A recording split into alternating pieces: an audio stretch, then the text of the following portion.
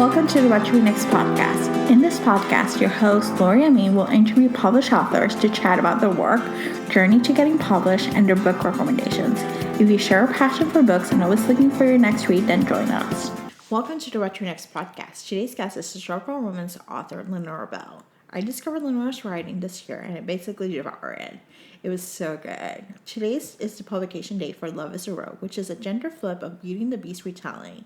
In this episode, superfan Katie joins us in the interview, and we chat about Lenora's writing process, her books, and some book recommendations. Now let's go to the interview. Welcome to the What to Read Next podcast. Welcome, Lenora. Hi. Hi, Laura. Thanks so much for hosting me. It's wonderful to be here on your awesome podcast. So happy to have you here. And today's guest co-host is Katie. And so, hi, Katie. Hi. Thank you for having me. So excited. So Katie's joining me because she's a super fan for Lenora. And so we're going to talk about Lenora's books and all the fun things. Oh my gosh, she actually has a sweatshirt. That's all about Lenora. Lenora's Bookish Bell sweatshirt. Oh, she looks adorable. This is so awesome. So let's get started. So Lenora, tell us a little bit about yourself. Well, I'm a historical romance novelist with Avon Books, and I write in the Regency era. I've lived on 5 continents, and I'm currently living in New Zealand, near Wellington, New Zealand, on the North Island of New Zealand. And I guess my books are known for their humor and pop culture references, like little Easter eggs I hide in my books for readers like Katie to find. Yes. And I love the Easter eggs. I love trying to figure out what it is that what you're hiding in there and sprinkling in. Thankfully, you tell us most of the time in case we miss it. And sometimes we pick up on Easter eggs that I didn't even know I was planting. It was kind of subconscious, you know? That's what we're here for, right? Yeah. So what is your very first memory of what romance had reeled you into the genre, into writing it for us? Well, I grew up in sort of a household where genre fiction was sort of frowned upon. It was kind of, we weren't allowed to get, the quote unquote bodice rippers out of the library. So I grew up on a steady diet of Jane Austen, Dickens, the Bronte sisters, all these literary, which, you know what? Those are historical romances. Pride and Prejudice, that's what really started it all for me. There's just something about that loathe at first sight trope. I love it. I absolutely love it. It's my catnip. They hate each other, and then they love each other, and it's just, I can't get enough of it. I always want that. But, of course, I discovered historical romances on my own. My parents didn't need to know about it.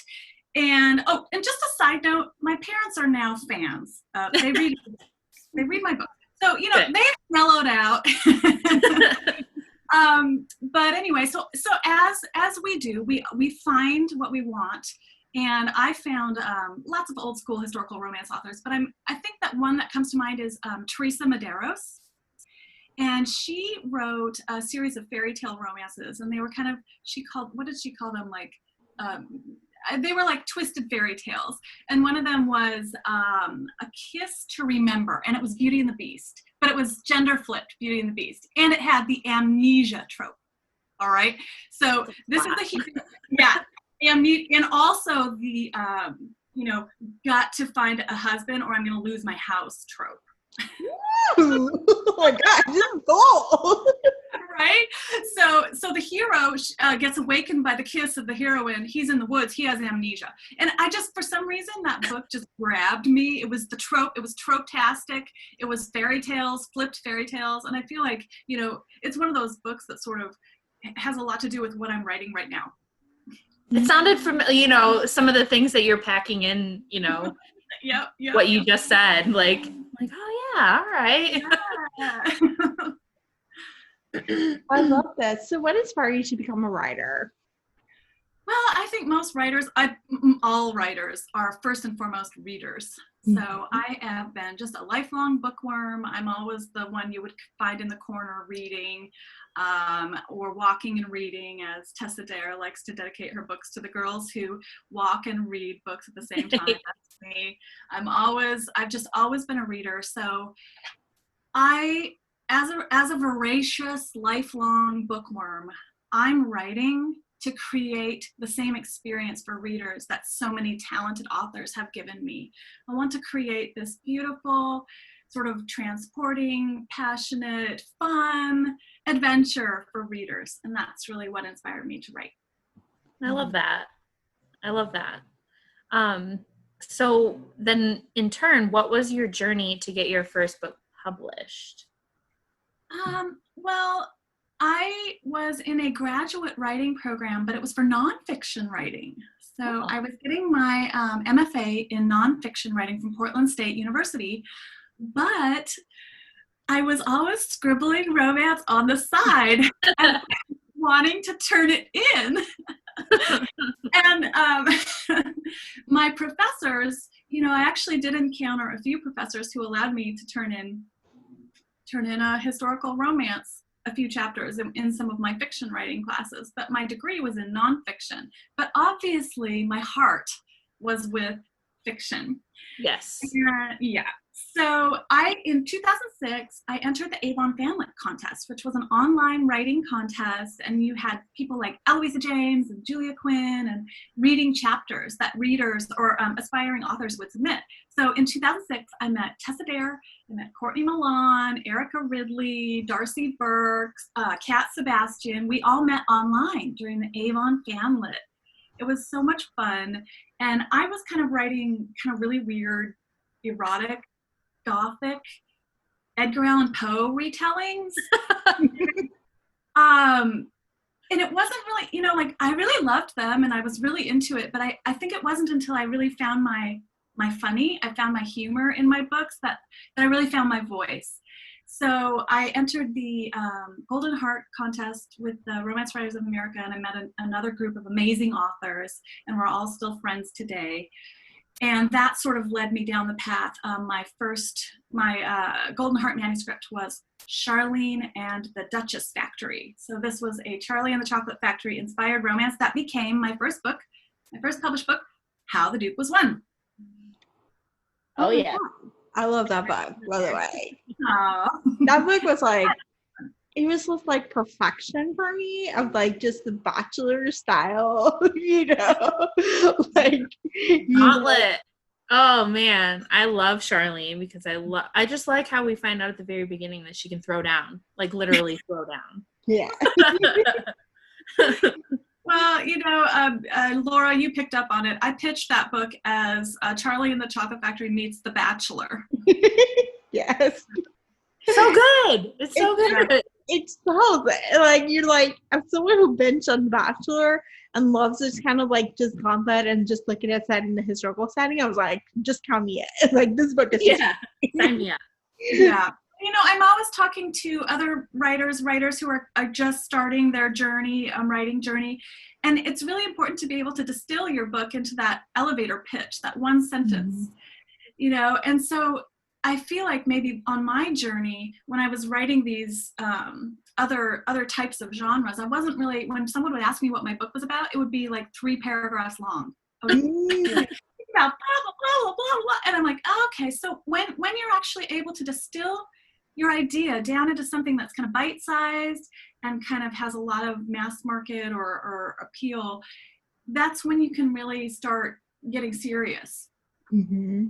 Yes. Oh my gosh. Absolutely. So I got a question. So you write historical romance, you write Regency side. What was your research process like to write those books? Well, it's very research intensive to write historical romance, as I'm sure you can imagine.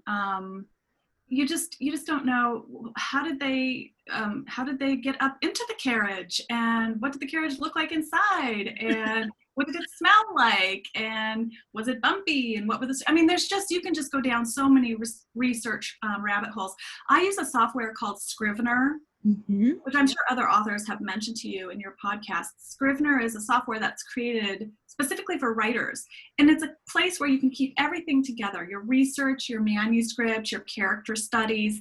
Everything's just in one document. It's really easy to find. So my research process involves opening a lot of documents within Scrivener so that I can easily reference them. Like right now I'm researching winemaking in England, and you're like, England's not known for its wines. However, I have found an estate in 1780s in Surrey near London that was producing champagne and Burgundy wines. So I'm having a lot of fun. You know, I think I'm going to have to visit a winery soon and do some practical research. And I think there's some wineries where you are, you know. Yes. New Zealand has an amazing wine culture, and it's a growing wine culture. Their Pinot Noirs are fantastic. And I do have to say, yes, I am drinking a lot of wine while researching this book. All right, sign me up. That sounds like fun. Take you over. That's all I have. That would be way more fun than sitting here in Colorado. I'll tell you that right now. Oh, honey. That is what it is. So in that, since you're keeping track of everything, like as you're going, do you, I guess when you're going into your next story, or even when you're starting your new series like you have with Love is a Rogue, are you do you outline the rest of them too? Or do you just kind of see where it's going to take you as you're going? I know there are some writers who are very organized in that way. And I know Sarah McLean, when she pitches a series, she knows where it's going. And it's like going to have 4 books, and this is the big secret that's going to be revealed. I'm more of a seat of your pants type of writer. And for me, I try to plot. I really do. I really try hard. And I can plot it out, but it's always going to change. And often it will go in the exact opposite direction of where I think to go. And that's actually when you can find like the most interesting, juiciest parts of a scene, or when it goes in the absolutely unexpected direction, when you're sort of in the creative process. So for me, I try to strike a balance between just showing up every day for your writing and writing with your whole heart, but then also being open to creativity and open to inspiration. For sure. I like that. So how do you develop your characters? Do you meet them at first sight, or do they come to you and they surprise you as you write the stories down? What's that process like? Yeah, so Laura, characters are funny things. They are just like meeting a person in a bar, right? Mm-hmm. So let's say you and I went to a bar together, and we're doing the getting to know you conversation. What do we choose to tell people about ourselves? And what stories do they tell us, so that we know on a superficial level? So there's first the superficial things, like what do they look like? What stories do they choose to tell in an initial meeting? And then you have to go down and dig down to that deeper layer. And I like to use a book called Story Genius by Lisa Crum. And she has developed a character questionnaire. And there's so many questions that you ask about each character. So for example, you say, what's the heroine like in the beginning of the book? And then you ask, what does she want? And then you ask, what is her greatest fear? Then you ask things like, what is a misbelief that the heroine has about herself, and how did that misbelief grow from her childhood? So it's an in-depth questionnaire. It takes pages and pages to write, and maybe only a third of that information, or maybe even less than that, will make it into the book. But the reader will be able to tell that you did all that research. They'll feel like they're in good hands because they can tell that you know more about that character than you're putting on the page. Mm-hmm. And for me, like where I stumble when I'm beginning to write books is when I don't know my characters well enough. So I have to spend a good month really getting to know those people and psychoanalyzing them in a way. I love this. Yeah, I'm always fascinated when the character development process looks like, because the author knows more than it leads on. And so the author knows the backstory, the people, the characters, arcs, the different things are happening. So it's always fascinating, that whole get to know each other process, For sure. So let's talk about Love is a Rogue. What was the source of inspiration? Well, Love is a Rogue is the first in my new Wallflowers versus Rogues series with Avon Romance. Now, we set this up to be versus because we're looking at stories where it's loathe at first sight in a way, you know, that it's the enemies to lovers trope. And Love is a Rogue, all of my first 6 historical romances, they all feature wealthy dukes. Duke. And I thought, you know what, let's change things up. My editor and I talked about it. She said, you know, do they all have to be dukes? And I said, you know, no, you know, I have a book inside me that I really want to write. And that book is about a carpenter. And this is a working class hero. And he is not a secret heir to a dukedom. No, he is a carpenter. And she said, okay, and if that's what you really want to write, then write it. And so the idea for Love is a Rogue, the series is going to be gender-flipped fairy tales. And the first one is Beauty and the Beast. And so we have sort of, it's not like absolutely gender-flipped. It's kind of like they're both beauty and they're both the beast. And there's some Gaston thrown in to the hero as well. So the idea was that he is a carpenter on the Duke, her brother's estate. So we have Ford, the working class carpenter who has a lot of Han Solo in him as well. I don't know if you picked up on that. That his name. Oh yeah. I love you. I know. Yes, sir. And then we have bookish lady Beatrice Bentley, who is the sister of a Duke, and she is sort of the reclusive beast living in her library tower, just reading books and sort of living her life in books instead of in real life. I love it. And I, you know, as somebody who got to read it beforehand, like it made me so happy to read that story because I know that there are tons of Beauty and the Beast retellings and things like that, but to see both sides of the main characters be in your characters was refreshing to me, at least, you know, because there was, you could see both the Beauty and the Beast in both of them throughout the whole book. And that was, I don't want to say obvious or apparent to me, but it was there. So, and I kind of asked, you know, wanted to make sure this was okay, but I wanted to ask you if this was kind of a love letter to your husband, because I know just a tiny bit that, you know, he is a carpenter. Yes, he is.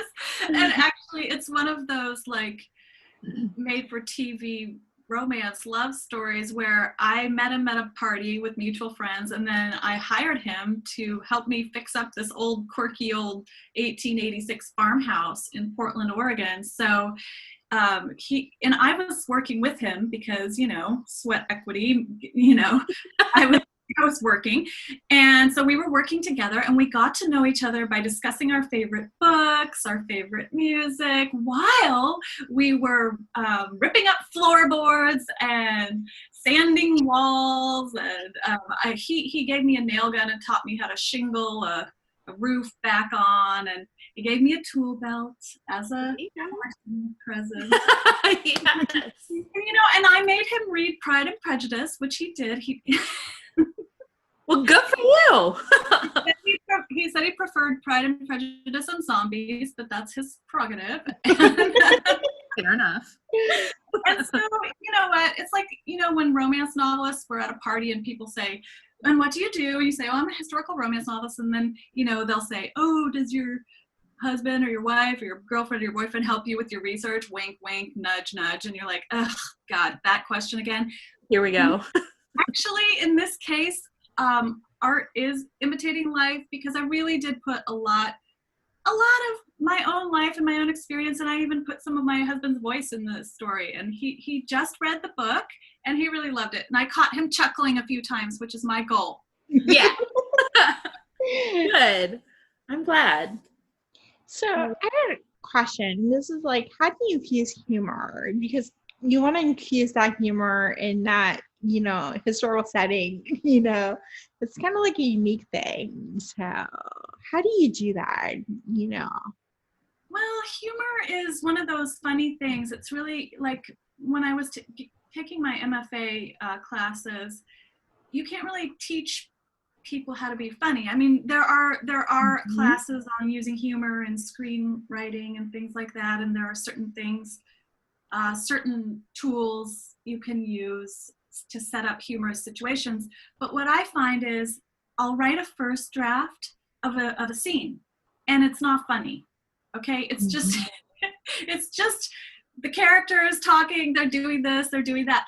And then I kind of just have to go, it's kind of like getting to know your characters as well. You kind of dig down and you find the humor. Like, what is unique about this character? Like, what funny words would they use? Or what quirky, interesting thought would they have? Or, you know, that type of a situation. In my first book, How the Duke Was Won, I had a character who was a vegetarian. And I thought, okay, yeah, she's quirky, she's interesting. Alice Toombs, she ended up being the heroine. And yeah, Alice, she ended up being the heroine of my third book.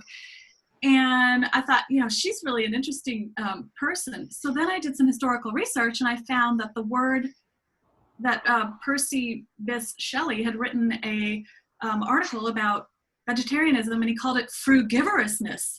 And I thought, now that is a really funny word, frugivousness. And it just sounds funny. So then I just went off on that. And I had her, because she was trying to repel the Duke. She didn't really want to win the Duke. She was trying to repel him. So she's going on and on about her frugivousness and how we shouldn't eat meat and all this stuff.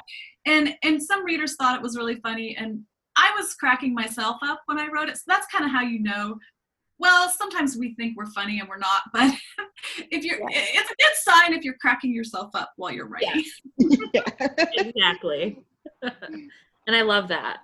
And the same, that's how I felt about Beatrice in this book, and all of her words, all of her fancy words. And I'm just like, I hope I know what she's trying to say here before having to look it up or something. Oh, I had to look it all up. I had to look it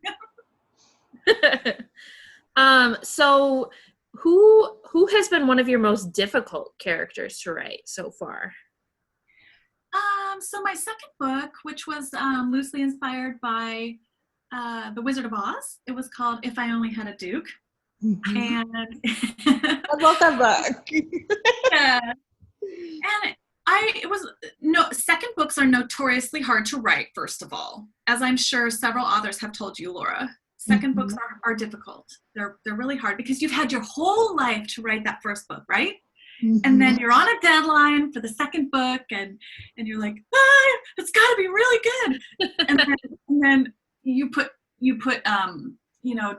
too difficult of expectations on yourself. So my second character, I had envisioned a different heroine for that book, but my editor said, let's make it be the look-alike half-sister. And I said, oh, okay. But then I didn't know her. I didn't know Dorothea. I didn't know her very well. So I had to write the book several times. I had to rewrite. And one of the things that it didn't start gelling until I realized that, why is she a wallflower? It's because she had a stage mother. Yeah. So it's kind of like her mom was kind of like a pageant mom. Yeah. She was always pushing her into the limelight when she didn't want to be there. And when I got to know the mother and the mother's expectations on the daughter, then I really got to know the daughter. So she was difficult for me to write, but it was only because I just didn't know her well enough yet, and I didn't know why or the circumstances that had created this desire to leave London and to get out of the spotlight. To follow the yellow brick road. And you know what? That's one of those Easter eggs that a reader picked up on. I had made the carriage wheels yellow. I missed that, but I know. Up on that. I was not trying to do the yellow brick road, and then a reader was like, and the carriage wheels were yellow, and she was going to the Emerald Isle. And I was like, yep, she was going to Ireland, the Emerald Isle, but I have no idea why I made the carriage wheels yellow, but yep, that was the yellow brick road.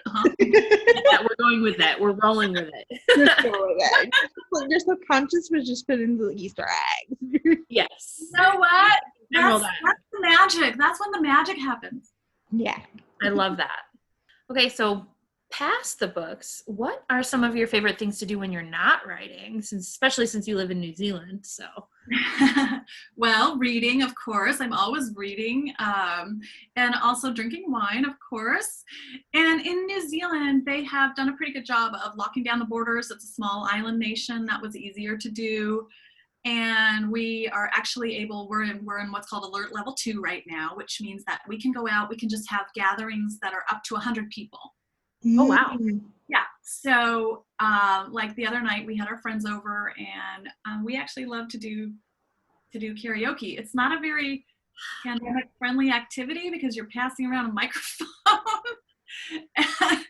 But we had the wet wipes and everything, but New Zealand is in a fairly good place in terms of COVID. So we were able to have a little karaoke party just with a few friends, and I'm a singer, so I love singing with other people. I like the energy that brings, and my husband's a musician, so we had a lot of fun doing that.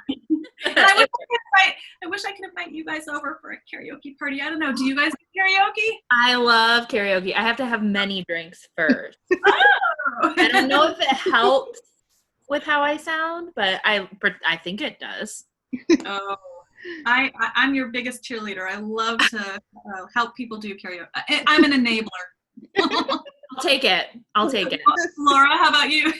So I've been to a few karaoke bars in New York when I lived there. So it was kind of like fun because they have like your own separate room and you just go with your friends and you just karaoke, to some really cheesy songs, or you just belt it out, and it's just so good. Oh yes, it's such a release. I love it so much. I just wonder when will we be able to do that again. I think we're Zoom karaokeing for a while now.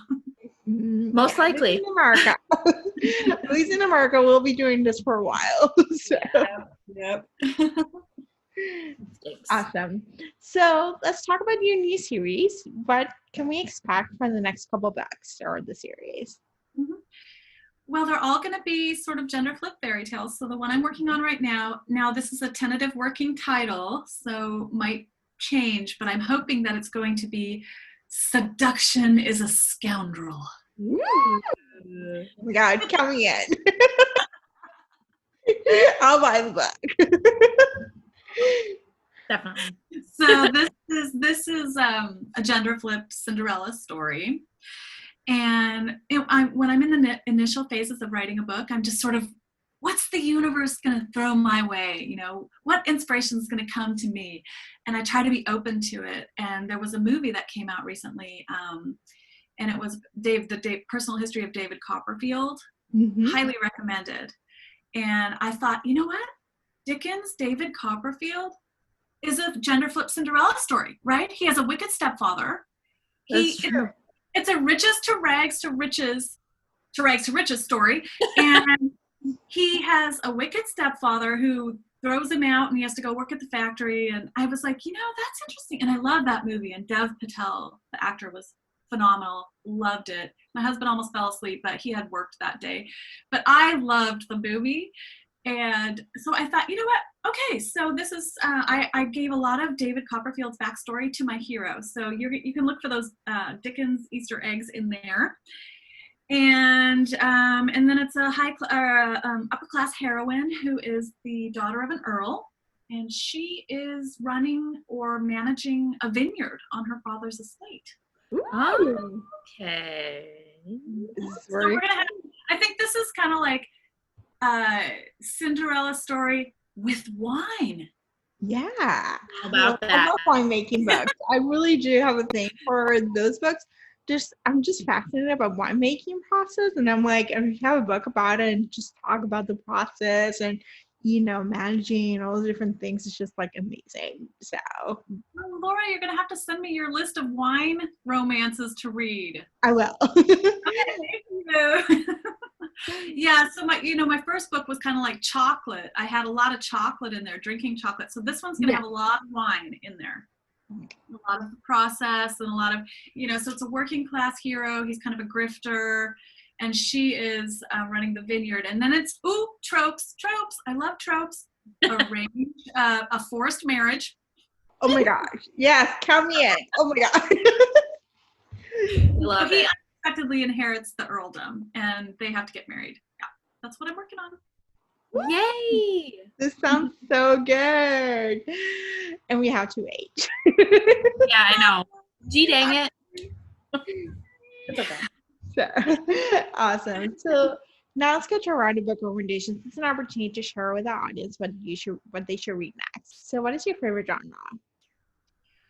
Well, of course, I have to say historical romance because it is. I don't read a ton of contemporary. I know, but when my favorite historical romance authors go into contemporary, I will read that. I'm all about that. I know Sarah MacLean has a contemporary novella coming out in just a few days, right? Yes, she does. So I am so there for that, and I love Julianne Long did a 3-book contemporary series that I absolutely love, The Wildcat Canyon or whatever, Hellcat Canyon. But anyway, historical romance is my favorite genre. I'm also a fan of fantasy and sci-fi as well, and I love historical women's fiction. I'm just a voracious reader. I read nonfiction. I read a lot, but historical romance, yep. Yay. My favorite too. Let's see. Okay. So what are your top 3 desert island books? So if you're going to be stranded, what are the 3 that you're bringing? You're going to have everything else you need, but you need 3 books. Hey, Katie, did you pick up on In Love is a Rogue? Did you pick up on the desert island conversation? Sure did. That's partially why I wanted to ask that question. I thought to myself, I've really had that conversation with a lot of people about you know what that's about? That's about your priorities in life. Like what's important to you in your life? Like if today was your last day on earth, what are you going to do? If you were on a desert island, what would you take with you? These are things that you think about what's the most important thing to you in your life. And for me, if I'm going to be on a desert island and I can only read 3 books for the rest of my life, right? I mean, I have to say Pride and Prejudice, just because I reread that book every year.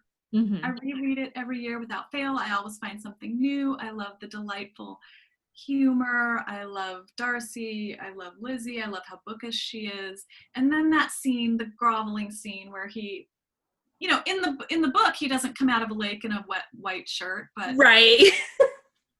we all know he really does do that. So in my mind, I'm picturing it, right? So it makes the most sense. And then, he loves her so ardently. Ardently. Just body and soul. I just love that scene so much. And I'll never get tired of that scene. So I'd have to say Pride and Prejudice probably would bring Jane Eyre. It's a complex book. It's got a lot of, problems with it if you do a modern day read to it, but it's just the language. The language is so beautiful, such beautiful language. And then if I'm going to pick like a historical romance book to bring with me for that desert island, it's going to have to be a Tessa Dare. And it's probably going to be When a Scot Ties the Knot.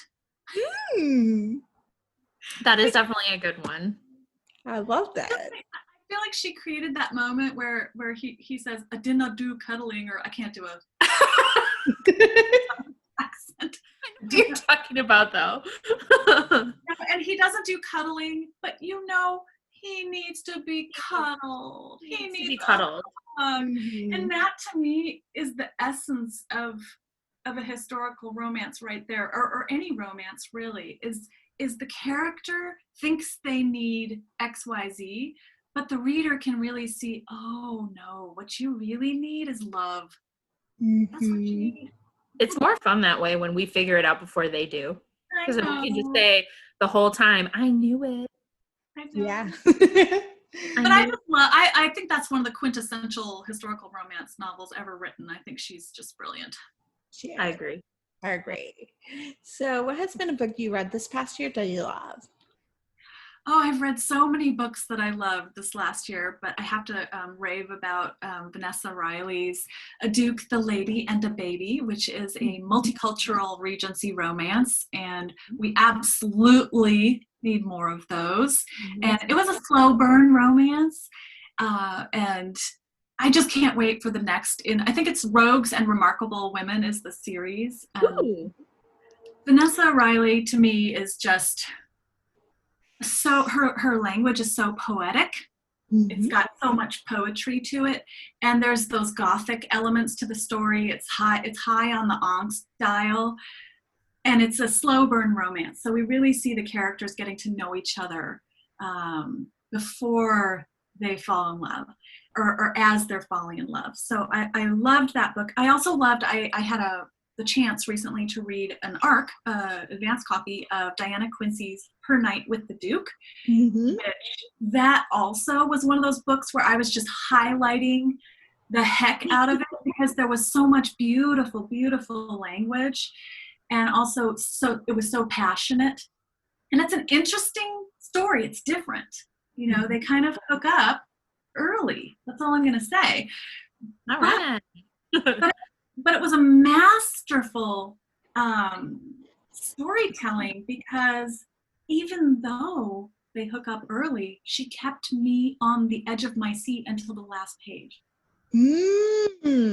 Excellent. I had that one waiting for me, so I'm very excited. And it has a lot of conflict, which that's always something I'm working, and my editor's always working on me with, because I kind of just like to write nice characters that are, you know, and she's always like, more conflict. So I'm always studying authors who are really good, like Sarah MacLean, really, really good at getting that conflict in there early and making it believable and making the happy ever after hard one. But it's so hard because sometimes, like I was telling Laura even before, like I can pick and choose where I want to go because sometimes my heart can't take the angst and the fighting so much and the conflict. Like I need the softer side. I don't want to, I hate saying that it's like light or fluffy or whatever, but when like personally I know that I want to read a romance, but I don't want to like put myself through the ringer with something super angsty. I can find it. And I like that, especially about your books. You know, that's important, at least for me, you know, when I'm looking. You know what? My books are fun and frothy, and I own that. And one reviewer wrote that my books were like soap bubbles, you know, that kind of just dissolve. And I thought that was a compliment because I like to take bubble baths. Yeah, I like comfort. But I also, you know, what I'm striving for with this fun and frothy story is I'm striving for an emotional heart, a real depth of emotion that you can feel. Yeah. So I feel like it's all about striking that balance. And I hear you. I like to read in different subgenres as well. But for myself, what excites me when I sit down to write is, where am I going to find the humor and the pathos in this scene? Completely. And I like to laugh. I don't need to laugh every time, but I like to laugh. And I find that with your books, and I'm thankful for that because you don't get that with every historical. So, or even contemporary. So, yeah. That's such a beautiful compliment. It's my goal. It's my goal to make you laugh, Katie. I do. I laugh all the time. So funny, especially Alice. Oh, yeah, I love Alice. So quirky. My girl. Yeah, for sure. So, Lenora, tell us where we can find you online. Find me on Facebook. You can find me on Instagram. I'm on Goodreads. I'm all over the place. I am gearing up for a book release, so hopefully you'll see me everywhere. I love this. Thank you, Lenora, for being on the show, and thank you, Katie, for joining in the interview. Thank you for having me. This was super fun. Oh, thank you so much, Laura and Katie. I've just had so much fun talking to you. I wish we could have all been together drinking a glass of wine. Someday. If you enjoyed this podcast, feel free to share with friends, subscribe, or rate and review the show. This is the easiest way to support this podcast. Want to join a romance-loving community? Want weekly book recommendations, monthly author Q&As, and book recommendation meetups? Make new friends? Then join our Patreon community. To sign up, please follow the links in the show notes. What to Read Next podcast is part of the Frolic Podcast Network. Find more podcasts to love on frolic.media/podcast. Thank you so much for listening and have a great day.